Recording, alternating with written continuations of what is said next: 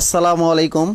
আসপেক সিরিজের পক্ষ থেকে সবাইকে স্বাগত। আমরা আজকে হঠাৎ করেই বৃহস্পতিবার রাতে আমরা প্রায়ই একসাথে হয়ে থাকি, কিন্তু আজকে আমরা একটু ডিফারেন্টভাবে তোমাদের সাথে মিট করতে চাই। আমরা আমাদের কাছে আমাদের যারা শিক্ষকবৃন্দ আছেন তারা বাংলাদেশের বিভিন্ন জায়গায় বিভিন্ন প্রতিষ্ঠানের শিক্ষক, এবং তারা নিয়মিত ক্লাস নিয়ে থাকেন এবং বিভিন্ন ধরনের প্রশ্নের সম্মুখীন হয়ে থাকেন। সবচেয়ে বড় বা বেশি প্রশ্ন যেটি এখন বর্তমানে সবার মনে জাগ্রত হচ্ছে যে গুচ্ছ নিয়ে কী করব, কবে পরীক্ষা হবে, কিভাবে প্রস্তুতি নিব, আসলে গুচ্ছ আমাদের জন্য ভালো হলো না খারাপ হলো, বা গুচ্ছতে আসলে কি থাকছে, মানে এই যে নানান প্রশ্ন, হতাশা, টেনশন ইত্যাদি নিয়ে আসলে তোমাদের মাঝে হাজারো প্রশ্ন।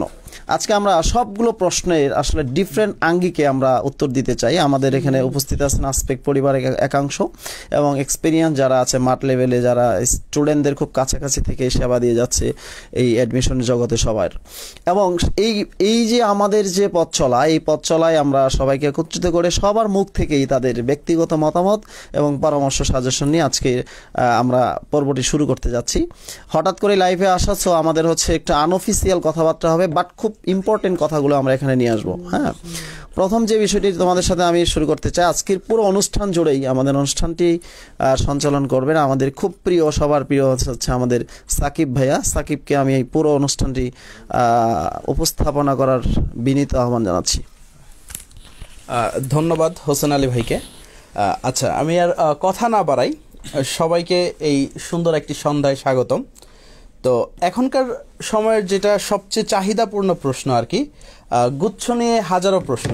তো আমি প্রশ্ন করব না পার্সোনালি, আমাদের অ্যাসপেক্ট বায়োলজির লেখক মেহফুজ ভাইয়াকে আমি রিকোয়েস্ট করব গুচ্ছ নিয়ে কিছু বলার জন্য। ভাইয়া প্লিজ। সাকিবকে অনেক অনেক ধন্যবাদ। তো আজকে যারা উপস্থিত আছো, তো আমরা অনেক কিছু শেখার চেষ্টা করব ইনশাল্লাহ। তো শরতের এই উষ্ণ রাতে সবাইকে উষ্ণ অভ্যর্থনা। তো আজকে আমরা যে বিষয়টা নিয়ে কথা বলবো সেটা হচ্ছে গুচ্ছ। তো আসলে বেসিক্যালি আমরা এটাকে ক্রিটিক্যালভাবে ভাবতেছি বিধায় এটা ক্রিটিক্যাল হয়ে গেছে। তোমরা জিআরই যেটাকে বলে গ্রাজুয়েট রেকর্ড এক্সামিনেশন বা IELTS international English language testing system, এগুলো সম্পর্কে হয়তো তোমরা কিছুটা জানো যে বেসিক্যালি পরীক্ষা দেওয়া হয়, পরীক্ষা দেওয়ার পর তাদেরকে একটা স্কোর দেওয়া হয়, যেটা IELTS এর ক্ষেত্রে যেটা করে 9-এর মধ্যে একটা স্কোর করা হয়। তো তোমরা যখন গুচ্ছ পরীক্ষাটা দিবা, এরকম 100 মার্কের একটা স্কোর দেওয়া হবে। এখন 100 মার্কের মধ্যে যে সবচেয়ে বেশি পাবে সে প্রথম, এইভাবে একটা মেরিট লিস্ট দেওয়া হবে। তো গুচ্ছের যে সেন্ট্রাল এক্সামটা, এখানে কিন্তু কোনো প্রকার GPA মার্ক থাকতেছে না। এখন যখন এখান থেকে মেরিট লিস্টটা দেওয়া হবে, এরপর বিভিন্ন বিশ্ববিদ্যালয়গুলো তাদের স্ব ক্রাইটেরিয়া অনুযায়ী সার্কুলার দিবে। সার্কুলারে উল্লেখ করা থাকবে SSC সাল কত, HSC সাল কত, এইসব ডিমান্ড ফুলফিল করা সাপেক্ষে তোমরা যারা অ্যাপ্লাই করতে পারবা, সেই অ্যাপ্লাইকারীদের মধ্য থেকে ওই ভার্সিটির ক্রাইটেরিয়া অনুযায়ী তারা শিক্ষার্থীদেরকে বাছাই করবে। এখন এই ক্ষেত্রে এমন হতে পারে যে তোমার পজিশন 5000, তুমি একটা ভার্সিটিতে চান্স পাচ্ছ, আবার তুমি অন্য আরেকটা ভার্সিটিতে চান্স নাও পেতে পারো। ঠিক আছে, ইট ডাজন্ট ম্যাটার। যেমন যে ক্ষেত্রে হয় যে IELTS করার পর একটা শিক্ষার্থী সেটা বিশ্বের বিভিন্ন বিশ্ববিদ্যালয়ে অ্যাপ্লাই করার পর তার স্কোর অনুযায়ী সেই বিশ্ববিদ্যালয়ের কাছে যদি তাকে অ্যাপ্রিসিয়েটেবল মনে হয় তাহলে তারা নেয়, নতুবা নেয় না। তো এটা একটা বেসিক ধারণা গুচ্ছর পদ্ধতি সম্পর্কে। আর এছাড়া তোমাদের মাঝে বেশ কিছু প্রিপারেশন ঘুরপাক খায় যে গুচ্ছর প্রস্তুতি আর ঢাকা বিশ্ববিদ্যালয়ের প্রস্তুতি এক কিনা। আসলে এই জিনিসগুলোকে তোমরা গুলিয়ে ফেলবা না। ঠিক আছে, ব্যাপারটা এমন না যে ঢাকা বিশ্ববিদ্যালয়ের প্রস্তুতির জন্য তোমাকে কোরআন পড়তে হবে আর গুচ্ছ বিশ্ববিদ্যালয়ে ভর্তি প্রস্তুতির জন্য তোমাকে বাইবেল পড়তে হবে। ঠিক আছে, ব্যাপারটা এরকম না। তুমি যেটারই প্রস্তুতি নাও না কেন, তোমার পড়াশোনা ওই physics, chemistry, math, biology, English, Bangla ঘুরে ফিরে একই। এর ক্ষেত্রে তোমাকে এক্সট্রা যেটা করতে হবে, যখন যে বিশ্ববিদ্যালয়ের পরীক্ষা দিবা, এই বিশ্ববিদ্যালয়ের ভর্তি পরীক্ষা দেওয়ার প্রি কন্ডিশন বা বিশ্ববিদ্যালয়ের ভর্তি পরীক্ষা দেওয়ার বাইবেল তার এক্সকোশ্চেন। তো এটাকে বেশি বেশি সলভ করতে হবে। ওকে, আমরা সাকিবের কাছে ফিরে যাই। আচ্ছা, ধন্যবাদ মেহফুজ ভাইকে। পুরা ইন্টারন্যাশনাল একটা সিস্টেম দিয়ে তোমাদেরকে বুঝিয়ে দিল। কারণ এই সিস্টেমটা সবচেয়ে প্রচলিত এবং সবচেয়ে সহজ একটা সিস্টেম আমি যেটা মনে করি, এবং তোমাদের জন্য পথটা আরেকটু সহজ হয়ে গিয়েছে। তো যখনই গুচ্ছের প্রস্তুতি আসে, তো আমাদের সবার প্রথম চিন্তা, সবচেয়ে ভয়ের যে সাবজেক্ট সেটা আমাদের ফিজিক্স। তো আমাদের মাঝে সৌভাগ্যবশত আজকে উপস্থিত আছে আমাদের অ্যাসপেক্ট সিরিজের ফিজিক্সের আরেক কর্ণধার, অ্যাসপেক্ট ফিজিক্সের লেখক সুমন ভাইয়া। সুমন ভাইয়ের কাছে আমরা জিজ্ঞেস করব গুচ্ছের ফিজিক্সের প্রস্তুতিটা আমরা কিভাবে সুন্দরভাবে নিতে পারি। সবাইকে আসসালামু আলাইকুম। আজকের হচ্ছে আমাদের এই লাইভে আমরা হচ্ছে মোটামুটি ফিজিক্সের যে প্রিপারেশন, আমাদের 3টা স্টেপ আছে। একটা হচ্ছে আমাদের ঢাকা বিশ্ববিদ্যালয়ের ফিজিক্সের প্রিপারেশন, আরেকটা হচ্ছে গুচ্ছ ফিজিক্সের প্রিপারেশন, আরেকটা হচ্ছে নেটওয়ার্ক আমাদের যে কৃষি প্রিপারেশন। এই 3টা স্টেপে আমাদের ফিজিক্সের প্রিপারেশন নিতে হয়। তো ঢাকা বিশ্ববিদ্যালয়ের প্রিপারেশনের জন্য মূলত হচ্ছে আমাদের মেইনলি ডিপলি পড়তে হয়, কনসেপ্টগুলো একদম ক্লিয়ার করে ডিপলি ফিজিক্সের যে কনসেপ্টগুলো আছে বা অন্যান্য সাবজেক্টগুলো আছে এই সবগুলো পড়তে হয়। আর মোটামুটি আমাদের একটা তথ্য, যে আমরা যদি একটা তথ্য শিখি, ওই রিলেটেড যে আরও অনেকগুলো তথ্য আছে এই তথ্যগুলো আমাদের মানে জানার চেষ্টা করতে হয়। কারণ আমরা জানি যে মোটামুটি যে একটা কোশ্চেন আসছে, পরবর্তী ইয়ারে ওই কোশ্চেনটা রিপিট না করে সেম টাইপ থেকে কোশ্চেনগুলো দেয়। এই জন্য হচ্ছে আমাদের এই টাইপগুলা বা কনসেপ্টগুলা ক্লিয়ার করে পড়াশোনা করা। তো যারা হচ্ছে মোটামুটি আমাদের বইগুলা পড়ছো, তো আমাদের এরকম প্রশ্নের ব্যাখ্যাগুলা, একটা প্রশ্নের যে রিলেটেড ব্যাখ্যা একদম কনসেপ্ট ক্লিয়ার করে ওই রিলেটেড যতগুলো তথ্য আছে, এইভাবে আমাদের যারা নেটওয়ার্ক বই পড়ো তারা জানো যে কত সুন্দর করে থিওরিটিক্যাল যে ব্যাখ্যাগুলা ওই ইম্পর্টেন্ট থিওরি সহ একদম করে দেওয়া আছে। সুতরাং এই যে প্রত্যেকটা ঢাকা বিশ্ববিদ্যালয়ের জন্য এক ধরনের প্রিপারেশন, তো একদম ক্লিয়ার কনসেপ্ট। এরপর হচ্ছে কৃষির জন্য যারা পড়ে, আমরা জানি যে খুব যে কঠিন কোশ্চেন করে এরকম কিন্তু না। কৃষির জন্য মোটামুটি গতানুগতিক যারা নেটওয়ার্ক পড়ো, আমরা আশা রাখি যে 20টা কোশ্চেনই কমন পাও। বিগত বছরগুলো থেকে আমরা এটাই দেখে আসতেছি। এরপরে যে আমরা গুচ্ছতে আসি, গুচ্ছর ক্ষেত্রেও আমাদের মোটামুটি যে ইম্পর্টেন্ট কনসেপ্টগুলো আছে এই কনসেপ্টগুলো যদি কেউ ক্লিয়ার করে পড়াশোনা করে, তো এই আশা করা যায় যে ফিজিক্স বা অন্যান্য সাবজেক্টগুলোতে সে অনেক ভালো করতে পারবে। তো আমরা ফিরে যাচ্ছি সাকিবের কাছে। আচ্ছা, সবাই মোটামুটি সুন্দরভাবে তার সাবজেক্টের প্রস্তুতি সম্বন্ধে বলছে। তো আমি একটু সংযোজন করতে চাই যে আমাদের কেমিস্ট্রির প্রস্তুতি, তো অনেকেই বলে হচ্ছে আলাদা আলাদাভাবে সব প্রস্তুতি নিতে লাগে, বাট আমাদের কেমিস্ট্রিটা এত সুন্দরভাবে গোছানো যায়। আমাদের কেমিস্ট্রির প্রস্তুতি হচ্ছে একের ভিতরে সব। বলতে গেলে হচ্ছে তুমি রেস্টুরেন্টে গেলে সেখানে হচ্ছে বাফেট ডিনার পেলে, এরকম একটা অবস্থা আর কি। তুমি হচ্ছে ঢাকা বিশ্ববিদ্যালয়ের জন্য তোমার চিন্তা করতে হবে না, কৃষির জন্য চিন্তা করতে হবে না, গুচ্ছের জন্য চিন্তা করতে হবে না। আর সবার যে একটা ভীতি যে অর্গানিক কেমিস্ট্রি, আর আমাদের হচ্ছে প্রায় হচ্ছে 100টারও বেশি মজার থিওরি দিয়ে আমাদের অর্গানিক কেমিস্ট্রি পার্ট বাই পার্টে সাজানো, এবং প্রত্যেকটা পার্টের যে ব্যাখ্যাগুলো সুন্দরভাবে দেওয়া আছে। সো তোমরা এইগুলো একটু কালেক্ট করতে পারো কেমিস্ট্রি প্লাস থেকে। তো আরেকটা যেটা সবার এখন বার্নিং কোয়েশ্চেন, যেটা জ্বলন্ত প্রশ্ন, এই আইসিটির প্রিপারেশনটা কিভাবে নিব? ম্যাথ দাগাবো না আইসিটি দাগাবো? বা যাদের হচ্ছে 4 সাবজেক্ট ম্যাথ নাই বা বায়োলজি নাই, তারা অনেকেই অন্য একটা সাবজেক্ট নিয়ে রেখেছিল, কিন্তু আইসিটি নিয়ে এখন খুব সংশয় আছে। তো এখন হচ্ছে আমরা হচ্ছে চলে যাব আমাদের জিসান ভাইয়ের কাছে। তো জিসান ভাই হচ্ছে আইসিটি নিয়ে বলবে, সে হচ্ছে আমাদের নেটওয়ার্ক আইসিটির লেখক। ভাইয়ের কাছে আইসিটি নিয়ে, আইসিটির প্রিপারেশনটা কিভাবে সহজে নেওয়া যায় তা নিয়ে জানবো আমরা। অনেক ধন্যবাদ ভাইয়া। প্রথমেই আসলেই ধন্যবাদ জানাই আসপেক্ট ফ্যামিলিকে। আসলে আমরা প্রতি সপ্তাহে এভাবে বসি, কিন্তু এবার আমরা চিন্তা করেছি যাতে শিক্ষার্থীদের অনেক সুবিধা হয়, গুচ্ছ নিয়ে যত ধরনের সমস্যা আছে সেগুলো লাইভ প্রোগ্রাম করা, যাতে করে তাদের অনেক কিছু জানা অজানা জিনিসগুলো উঠে আসে। তো আইসিটি নিয়ে যদি কথা বলতে চাই, প্রতি বছর কিন্তু আইসিটি থেকে বিভিন্ন বিশ্ববিদ্যালয় প্রশ্ন আসতো। যেমন জাতীয় কবি কাজী নজরুল ইসলাম বিশ্ববিদ্যালয়, ইসলামিক বিশ্ববিদ্যালয় কিন্তু আইসিটি থাকতো। কিন্তু যেহেতু এবারের প্রশ্ন প্যাটার্ন একটু চেঞ্জ আনা হয়েছে, এক্ষেত্রে বলবো যে আইসিটি একটা মোস্ট ইম্পর্টেন্ট একটা সাবজেক্ট। কারণ সায়েন্স, আর্টস, কমার্স 3 বিভাগের শিক্ষার্থী কিন্তু আইসিটি পাচ্ছে। তো এক্ষেত্রে একটা জিনিস বলবো যে যেহেতু এটা একটা আমাদের একাডেমিক্যাল সাবজেক্ট, অর্থাৎ জিকে যেমন বিস্তৃতি অসীম, সারা দুনিয়া পড়ে ফেললেও কিন্তু জিকে কিন্তু শেষ করা যায় না। কিন্তু সেই তুলনায় কিন্তু যেহেতু আইসিটি আমাদের একাডেমিক ছিল, এটা কিন্তু একটা সিলেবাসভুক্ত। তো এই ক্ষেত্রে আইসিটিটা কিন্তু পড়ে শেষ করা সম্ভব। আর এক্ষেত্রে আরেকটা জিনিস বলে রাখি যে যেহেতু বিজ্ঞান বিভাগে যারা আছো, তোমাদের যেহেতু একটা বিষয় আছে যে হয় ম্যাথ, না হলে বায়োলজি কিংবা আইসিটি। তোমাদের ক্ষেত্রে আমি যে জিনিসটা বলবো, যারা অরিজিনালি ম্যাথ এবং বায়োলজি করে এসেছো তারা সেই জিনিসটাই চিন্তা করো যে আমি ম্যাথ অথবা বায়োলজি এটাই দাগাবো। আর এমনিতে যারা ডি ইউনিটের প্রিপারেশন নিচ্ছিলে, যে আমার চিন্তা ভাবনা ছিল যে আমি ডি ইউনিটের প্রিপারেশন নিব, তাদের জন্য বলবো যে আইসিটি কিন্তু নাম্বার মানে ক্যাচ করার অনেক একটা ভালো সুযোগ। কারণ এখানে আইসিটি কিন্তু খুব একটা ছোট একটা সিলেবাস, এবং আইসিটিতে কিন্তু আহামরি কোনো জায়গা থেকে প্রশ্ন আসে না, শুধুমাত্র ট্রিক জায়গাগুলো থেকে, যেগুলো একদম মোটামুটি অনেকেই জানে, এই জায়গাগুলো থেকে প্রশ্ন আসে। তো এক্ষেত্রে বলবো যে যারা ডি ইউনিটের চিন্তাভাবনা করছিলে এবং যারা মানবিক এবং ব্যবসা শিক্ষায় আছো, তাদের জন্য একটা বলবো যে আইসিটি কিন্তু সিলেবাসটা অনেক বড় না, তোমরা চাইলে 7 থেকে 10 দিনের মধ্যে কিন্তু পুরো সিলেবাস শেষ করে ফেলতে পারো। তো এই যে তোমরা একটা শেষ করবে, সেই সাথে কি কি টপিক পড়বে, এই সকল কিছু নিয়ে বাজারে যদি তোমরা চাও যে একটা বই ফলো করে এটা শেষ করবে, তো আমি বলবো যে নেটওয়ার্ক আইসিটি এই বইটা হবে তোমাদের একদম শেষ মুহূর্তের একদম প্রস্তুতি। সেই সাথে এই বইটি পড়লে আমার মনে হয় যে তোমাদের অনেক কিছু জানা হয়ে যাবে, সেই সাথে খুব অল্প সময়ের মধ্যে তোমরা পুরো সিলেবাসটা কভার করতে পারবে। আমার মনে হয় যে আরও বড় ভাইয়ারা আছেন, তাদের সাথে আরও কথা বলে তোমরা অনেক কিছু জানতে পারবে। তো আবার সাকিব ভাইকে ধন্যবাদ, হোসেন ভাইকে ধন্যবাদ সবাইকে। আচ্ছা, আমরা ধন্যবাদ আইসিটি এক্সপার্টকে। তো এখন আমরা আমাদের যে আকস্মিক প্রোগ্রামের একেবারে র্যাপিড ফায়ার পর্বে এসে পড়েছি, এবং আমাদের আজকের অনুষ্ঠানের সবচেয়ে মূল আকর্ষণ এবং সবচেয়ে এক্সপেরিয়েন্স যে পার্সনটা আছে এডমিশন সেশনের, হোসেন ভাইয়ের পাশেই বসা শ্রাবণ ভাইয়ের কাছে।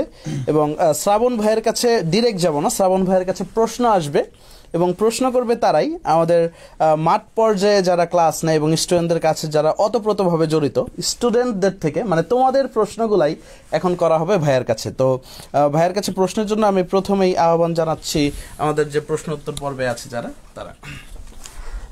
থ্যাংক ইউ সাকিব ভাইয়া।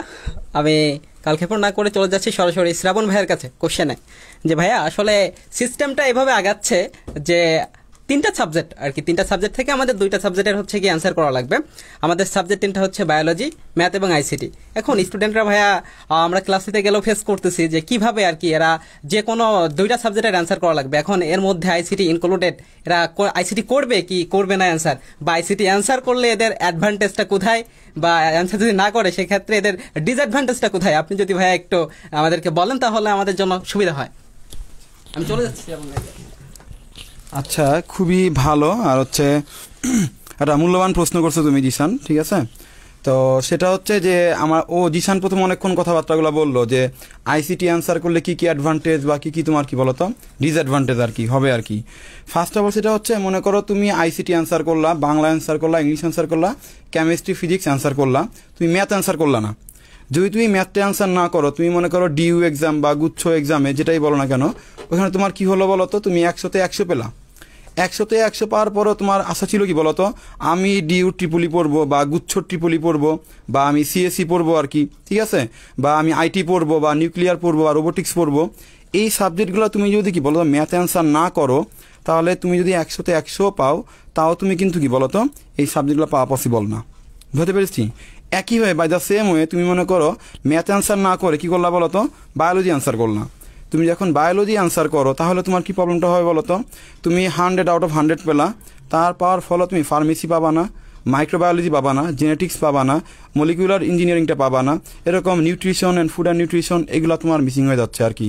বাট তোমার স্কুল কিন্তু অনেক টপের দিকে হওয়া সত্ত্বেও তুমি কিন্তু কি বলতো এই সাবজেক্টগুলো পাওয়া তোমার পক্ষে কি বলতো পসিবল না। তবে হ্যাঁ, আইসিটি অ্যান্সার করাটা বেস্ট, তবে সবার জন্য। কার জন্য বেস্ট?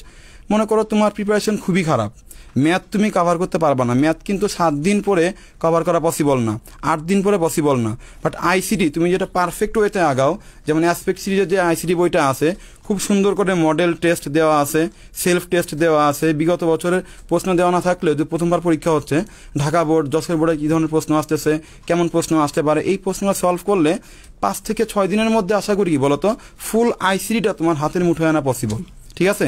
যেটা বায়োলজি বা ম্যাথ কিন্তু পসিবল না। এই ক্ষেত্রে তুমি আইসিটিটা করতে পারো, তবে সেটা সবার জন্য না। যাদের প্রিপারেশন মোটামুটি ভালো বা বায়োলজি মোটামুটি টাচে আসো, ম্যাথ টাচে আসো, তারা কোনটা অ্যান্সার করতে পারো? তারা তোমার হচ্ছে ম্যাথ বা বায়োলজি অ্যান্সার করতে পারো, এটা বেস্ট হবে। ঠিক আছে, এনিমোর করছেন? কারণ হ্যাঁ শিওর। হ্যাঁ, আমি আপনার কাছে ম্যাথ পড়ছিলাম, তো শেষ সময় ম্যাথগুলো খুব গুছায় আমাদেরকে পড়াইছেন। তো এখন আসপেক্ট সিরিজের সাথে থাকার কারণে ইদানিং আসপেক্ট সিরিজের গ্রুপে কিংবা বিভিন্ন জায়গা থেকে, এবং যারা মেডিকেলের জন্য যারা প্রস্তুতি নিচ্ছে, তারা খুবই একটা কমন প্রশ্ন করতেছে যে ম্যাথ অংশটা কিভাবে পড়লে খুব সহজেই এবং অল্প দিনে শেষ করতে পারবে। এই প্রশ্নটাই ভাই আপনার কাছে। আচ্ছা, এই প্রশ্নটা মনে হয় সবচেয়ে বেশি করে হচ্ছে মেডিকেলের স্টুডেন্টরা, যে ভাইয়া আমরা অনেকদিন বায়োলজি কেমিস্ট্রি অনেক বেশি পড়াশোনা করছি, আমরা এখন কিভাবে করে ম্যাথটা খুব তাড়াতাড়ি করে করবো আর কি। দেখো, আমাদের অ্যাসপেক্ট যে ম্যাথ বইটা আছে, ওই বইটা দেখবা দুইটা সিস্টেমে ম্যাথটা করা আছে। একটা হচ্ছে রিটেন প্রসেস, একটা হচ্ছে শর্টকাট। কেন এটা করে দেওয়া হলো? তার কারণে যে তুমি ডিইউ টার্গেট করো বা তুমি যে বুয়েট টার্গেট করো বা অন্য ভালো কোনো ইউনিভার্সিটি টার্গেট করো, তখন তোমার রিটেন প্রসেস ডিপলি কনসেপচুয়ালি তোমার কী করতে হবে, ফিল করতে হবে ম্যাথটা আর কি। আর তুমি মেডিকেলে পড়ছো, তোমার এতটা কিন্তু কি বলো চান্স পাওয়াটা তোমার জন্য বড়, ম্যাথ ফিল করাটা পরে তোমার জন্য। ওই দেখবা হাতের ঠিক ডান পাশে, বাম পাশে দেওয়া আছে আমাদের কি বলতো রিটেন প্রসেস, আর ডান পাশে আমাদের কি দেওয়া আছে, শর্টকাটটা দেওয়া আছে। তুমি খুব দ্রুত, তুমি অ্যাটলিস্ট 20-25 দিনের মধ্যেই দেখবা তুমি শর্টকাট ওইটা ফলো করে কি বলতো তুমি ম্যাথটা কমপ্লিট করতে পারতেছো। আর মেডিকেলের স্টুডেন্টদের সবচেয়ে মেন টার্গেট থাকে হচ্ছে, যদি মেডিকেলে চান্স না হয়, কৃষি, শেরে বাংলায় কৃষি হতে পারে, বাংলায় কৃষি হতে পারে, সিলেট হতে পারে, যেটাই হোক আর কি। তুমি দেখবা ম্যাথটা তুমি যদি বিগত বছরের কোশ্চেন ব্যাংক সলভ করো, অ্যাটলিস্ট 5 থেকে 7 বছর যদি সলভ করতে পারো, তোমার ম্যাথটা অনেক ভালো প্রিপারেশন হবে। আমি বলবো না যে নেটওয়ার্ক বইটা সলভ করলে 100% কমন পড়বে, but at about 80 to 90% math তুমি দেখবা সবগুলো যদি তুমি সলভ করো তোমার কমন পড়তেছে। আর চান্স পাওয়ার জন্য আমাদের 60% ম্যাথ নাম্বারই কি এনাফ। তো সেখানে নেটওয়ার্ক বইটা যে ফলো করি আমরা, নেটওয়ার্ক বই থেকে যদি আমরা বিগত বছরের ম্যাথগুলো ফলো করি, আমাদের জন্য এনাফ। তার সাথে আরেকটু ভালো প্রিপারেশন করতে পারি ডিইউ। ঢাকা ইউনিভার্সিটিকে ফলো করে না এমন কোনো ইউনিভার্সিটি নাই। সব কৃষি হোক, এগ্রিকালচার হোক বা প্রযুক্তি হোক, যাই হোক, ডিইউ বস। তো সেটা হচ্ছে কি, ডিইউর যদি বিগত 5 বছরের প্রশ্ন সলভ করি আমরা, সাথে নেটওয়ার্ক বই থেকে আমরা কি করি বলতো 4-5 বছর বা 6 বছর সলভ করি, যেটা খুব ভালো প্রিপারেশন আসতেছে আর কি। ঠিক আছে, এটা মনে হয় আমার জন্য কম সময়ের জন্য কি হবে বলতো বেস্ট হবে। বাই দ্য সেম টাইম কেউ যে ভাই আমি বেশি জানতে চাই, বেশি আরও ভালো ইউনিভার্সিটি চান্স পেতে চাই, দেখবা তুমি ডান পাশে শর্টকাটটা ফলো না করে কি বলতো বাম পাশের রিজন প্রসেসটা সলভ করো। তার মানে আমাদের যে বইটা সাজানো হয়েছে সকল ধরনের স্টুডেন্টের জন্য কি বলতো পারফেক্ট। হোয়াট এভার তুমি মেডিকেল, হোয়াট এভার তুমি ইঞ্জিনিয়ারিং বা ভার্সিটি, সবাই ফলো করতে পারো। আর কোনো কোশ্চেন কারো? আসলে আমি একটু পরিচয় করাই দেই। আসলে উদ্ভাসের সাথে যখন ক্লাসে প্রায় মাঝে মাঝে দেখা হয়, সে ফিজিক্স পড়ায়, আমি হচ্ছে কেমিস্ট্রি পড়াই। হ্যাঁ, আমি হচ্ছে ইউসিসিতে ক্লাস নিয়েছি হচ্ছে কেমিস্ট্রি, ও ফিজিক্স নিয়েছে। হ্যাঁ, উদ্ভাসের খুব পপুলার টিচার, ইউসিসিরও পপুলার টিচার। তো আলটিমেটলি হচ্ছে আসলে এই যে আমরা মানে অনলাইন থেকে অফলাইন থেকে অনলাইনে চলে আসলাম, আসলে বেসিক্যালি আসলে এখন খোলামেলা আলোচনা করতেছি যে এই যে ভার্চুয়াল জগতে স্টুডেন্টরা তাদের প্রস্তুতি আসলে সরাসরি কানেক্টেড না হওয়ার কারণে তাদের ভিতরে যে ফার্স্ট্রেশন, এই ফার্স্ট্রেশনটা তারা কি শুধু হচ্ছে প্র্যাকটিসের মাধ্যমে কি কনফিডেন্স বাড়ানো সম্ভব কিনা, বা লাস্ট মোমেন্টে তারা মডেল টেস্টটা জোরদার কিভাবে করতে পারে একটু যদি বলতে। আচ্ছা আচ্ছা আচ্ছা, এখন তো এটা কোনোভাবে যেহেতু আমরা মানে অভ্যস্ত ছিলাম না, বাট এনিহাও আমরা এই 3-4 মাসে মোটামুটি অনলাইনে অভ্যস্ত হয়ে গেছি। বাট যেহেতু অফলাইনে ক্লাস নেওয়া পসিবল হচ্ছে না, তো কি বলবো, কনফিডেন্সটা বাড়ানোর জন্য একটা কাজ করতে পারি আমরা। সেটা হচ্ছে আমাদের অ্যাসপেক্ট বা নেটওয়ার্কের প্রত্যেকটা বইয়ে কিন্তু কি বলতো কনফিডেন্স বিল্ড আপ করার জন্য কিছু মডেল টেস্ট দেওয়া আছে, মডেল টেস্ট, সেলফ টেস্ট দেওয়া আছে। এবং প্রত্যেকটা যে টাইপ ভিত্তিক যে আমাদের মানে প্যাটার্নগুলো সাজানো আছে, প্রত্যেক টাইপের নিচেই কিন্তু কি নাও প্র্যাকটিস দেওয়া আছে। এইগুলো যদি আমরা প্র্যাকটিস করি তাহলে আমাদের কনফিডেন্স লেভেলটা কি বিল্ড আপ করা পসিবল। আদারওয়াইজ এই বছর তো বা এই সেশনে তো আমাদের কোনোভাবে মানে অফলাইন ক্লাসের সুযোগ নেই, ওইভাবে টিচারের সাথে কমিউনিকেশন করার সুযোগ নেই আর কি। আমরা যদি আমাদের বইয়ের পিছনে যে সেলফ টেস্টগুলো আছে এগুলো যদি আমরা রেগুলার সলভ করি তাহলে কিন্তু বুঝতে পারবো যে কতটুকু আমার হয়েছে। যদি আমি দেখি যে নেটওয়ার্ক বইটা বা অ্যাসপেক্ট ফিজিক্সটা বা অ্যাসপেক্ট ম্যাথটা এই বই থেকে যদি আমরা দেখি এরকম যে যে মডেল টেস্ট দেওয়া আছে ওটা আমি নিজে নিজে সলভ করে 60%-এর উপর নাম্বার পাচ্ছি, তাহলে বুঝতে হবে যে না আই অ্যাম ওকে, আমার মানে প্রোগ্রেস হচ্ছে আর কি। আর যদি দেখি যে না আমি 60%-এরও কম ম্যাথ পাচ্ছি আর কি, পার নাম্বার পাচ্ছি, তাহলে বুঝতে হবে যে কনফিডেন্স বিল্ড আপ করার জন্য কি বলতো আর একটু পড়তে হবে। আর এটার জন্য বিকল্প হিসেবে অন্য কিছু নেই, একটাই বিকল্প আছে, কনসেপচুয়াল প্রশ্ন। আর আমরা কিন্তু প্রত্যেকটা চ্যাপ্টারে what ever physics, what ever math, what ever ICT আমরা কনসেপচুয়াল প্রশ্ন দিই, নিচে নাও প্র্যাকটিস দিই। এগুলো সলভের কোনো কি নেই, বিকল্প নেই, পড়তেই হবে এগুলো আমাদের, ঠিক আছে। এটা পড়লে কনসেপ্ট ক্লিয়ার হবে। অনেকেই অনেক কথা বলে ভাইয়া কোশ্চেন ব্যাংক পড়লেই হবে কিনা। হ্যাঁ, কোশ্চেন ব্যাংক পড়লে হয়তো বা তুমি কোনো না কোনো একটা সাবজেক্টে চান্স পেয়ে যাবা, বাট তুমি যে আমাদের অ্যাসপেক্ট বই থেকে যদি আমাদের কনসেপ্টগুলো পড়ো, প্রত্যেকটা টাইপ ধরে ধরে পড়ো, তাহলে দেখবা কোশ্চেন ব্যাংক সলভ না করলেও তোমার কমন পড়তেছে। কারণ আমরা এইভাবেই মানে বিল্ড আপ করছি, এইভাবেই আমরা সাজিয়েছি কনসেপ্টগুলো, যে বাংলাদেশের যতগুলো ইউনিভার্সিটি আছে, যতগুলো পাবলিক ইউনিভার্সিটি আছে, প্রত্যেকটা পাবলিক ইউনিভার্সিটির প্রশ্ন আমরা কনসেপ্টে কি বলতো আমরা টাচ করেছি। সো এভাবে যদি আমরা এগিয়ে যাই আমাদের কি বলতো কনফিডেন্স ইনশাআল্লাহ বিল্ড আপ হবে। ওকে, থ্যাংক ইউ। সাকিবের কাছে ফিরে যাচ্ছি। ওকে, থ্যাংক ইউ সবাইকে। খুব সুন্দর একটা সেশন উপহার দিতে পেরেছি ইনশাল্লাহ তোমাদেরকে। আসলে এটা আজকে আমাদের শুরু, সামনে আরও অনেক লাইভ হবে ইনশাল্লাহ, আমরা চেষ্টা করব। বাট হঠাৎ আসা, তারপর হঠাৎের ভিতরেও যে চুম্বক অংশগুলো ছিল, তোমরা যদি এটা ক্যাচ করতে পারো ইনশাল্লাহ, আমি মনে করি এইটুক দিয়েই কেউ বিশ্ববিদ্যালয়ের যে ভর্তি যুদ্ধটা, যা আমরা বলি পুলসিরাতটা, সেই পুলসিরাতটা তুমি পার হতে পারবা। সো সবাই একটু কথাগুলো আমলে নিয়ে যার যার মতো কাজ করা শুরু করো, ইনশাল্লাহ সবার সাথে দেখা হবে বিজয়ের মাঠে।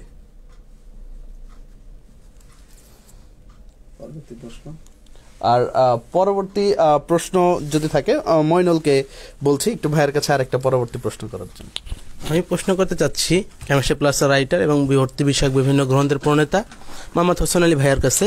হোসেন আলী ভাইয়ের কাছে আমার প্রশ্ন থাকবে সারা দেশের লক্ষাধিক স্টুডেন্টের পক্ষ থেকে একটি প্রশ্ন, যে আমরা ভাইয়া যারা বর্তমানে সদ্য ভার্সিটিতে ভর্তি হয়েছি, এই ধরনের আমরা যারা স্টুডেন্ট আছি, আমরা ম্যাক্সিমাম টাইমই আমাদের সময় কাটে অনলাইনে আমরা যে বিভিন্ন প্রশ্নের সম্মুখীন হই আসপেক্ট সিরিজের বিভিন্ন পেজ এবং গ্রুপে।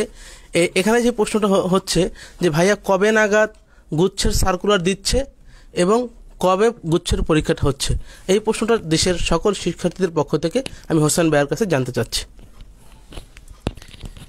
ধন্যবাদ, খুব এনজয় করছিলাম সবার বক্তব্য। আমি সংক্ষেপে কিছু ইনফরমেটিভ কথা নিয়ে আসছি। প্রথম কথা হচ্ছে যে আমাকে কিছু প্রশ্ন করেছে যে ইংলিশ এবং বাংলা নিয়ে কি করব। হ্যাঁ, আমি একটু প্রস্তুতি নিয়ে কথা বলি।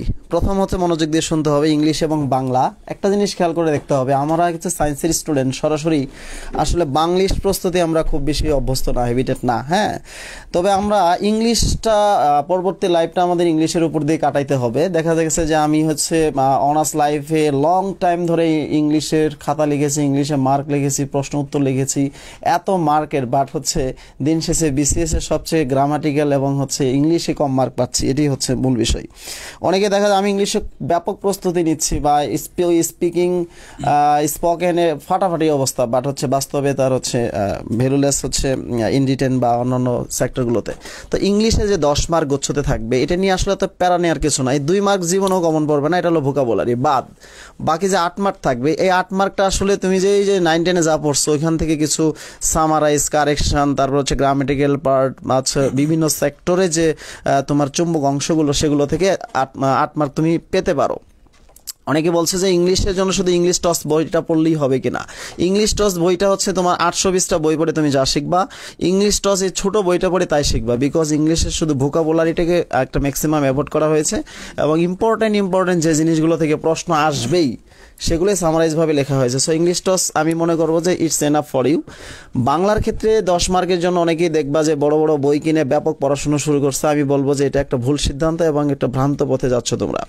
বাংলা 10 মার্ক অবসর সময় ফাঁকে ফাঁকে যদি তোমরা বাংলা চিরকুটটা পড়ো, মনে রাখবা এই চিরকুট বইটিতে সবই আছে, শুধু বিগত বছরের প্রশ্নটি আমরা দেইনি। বিগত বছরের প্রশ্ন দিয়েছি খুবই কম, কিন্তু বিগত প্রশ্ন দিয়ে তো আসলে লাভ নাই। গুচ্ছ তো আসলে বিগত বছরের প্রশ্নের আঙ্গিকা হবে না, নতুন একটা প্যাটার্নের প্রশ্ন হবে। সো আমি মনে করবো ইংলিশ টস আর বাংলা চিরকুট তোমাদের 10-20 মার্কের জন্য এনাফ, এবং লেজার পিরিয়ডে অল্প সময় এগুলো পড়বে, এর জন্য বাড়তি দরাদরি করার কোনো দরকার নাই। আচ্ছা, আরেকটা প্রশ্ন হচ্ছে যে আসপেক্ট অ্যাডমিশন সলিউশন সিরিজের প্রশ্ন হচ্ছে হাইলাইট বই কখন বের হবে।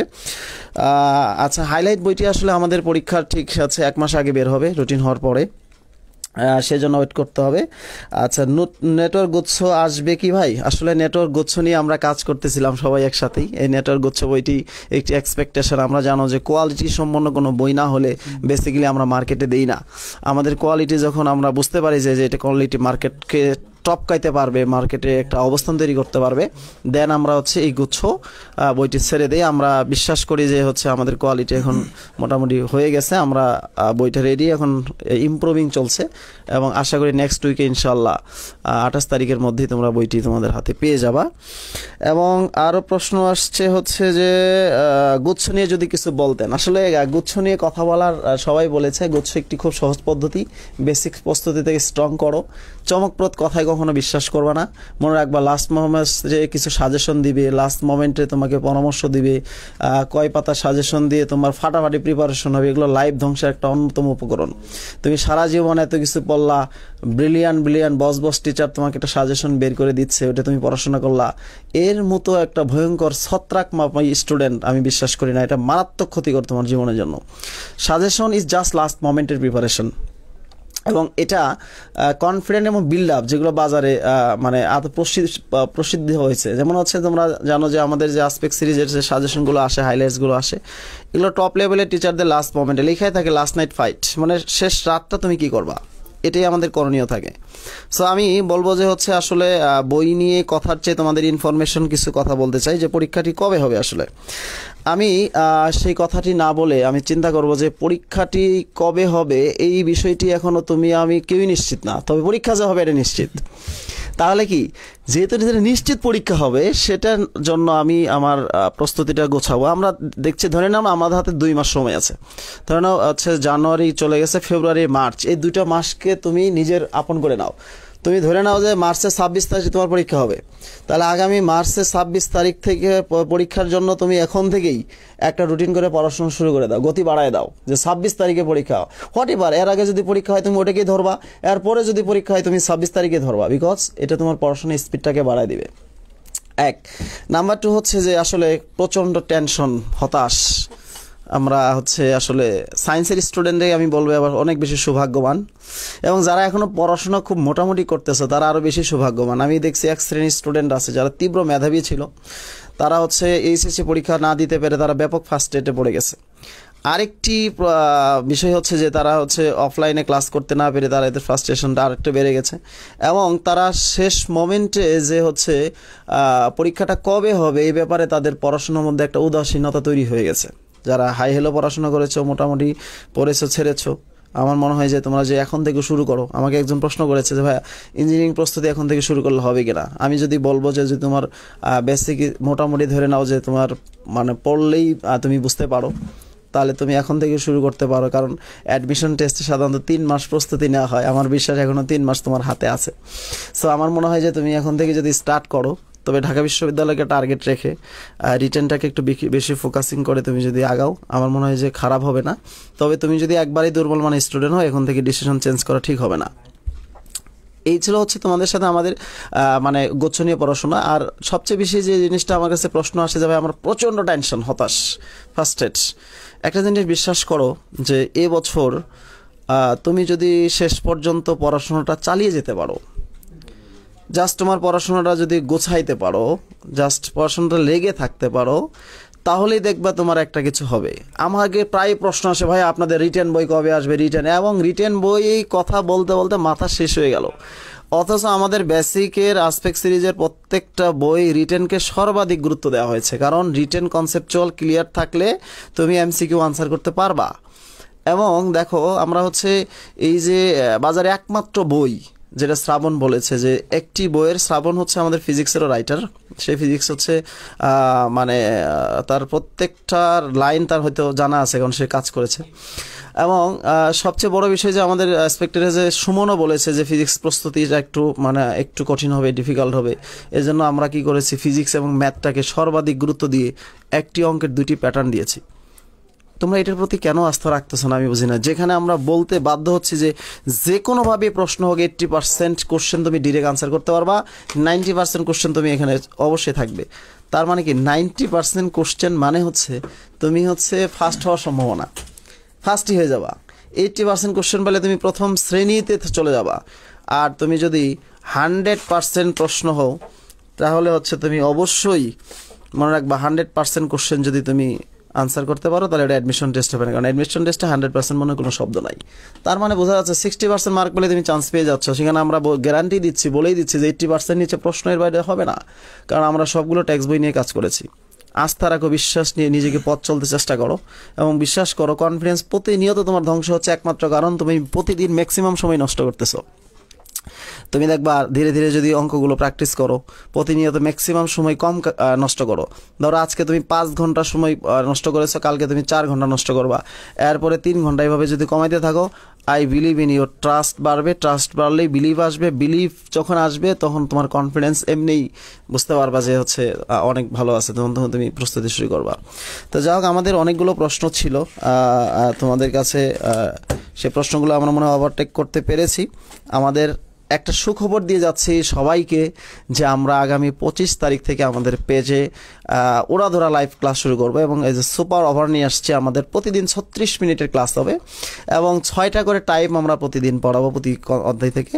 এই 6টা টাইপ আসলে দেখা যায় একটা অধ্যায় থেকে 4 থেকে 5টা টাইপের বেশি কোশ্চেন আসে না।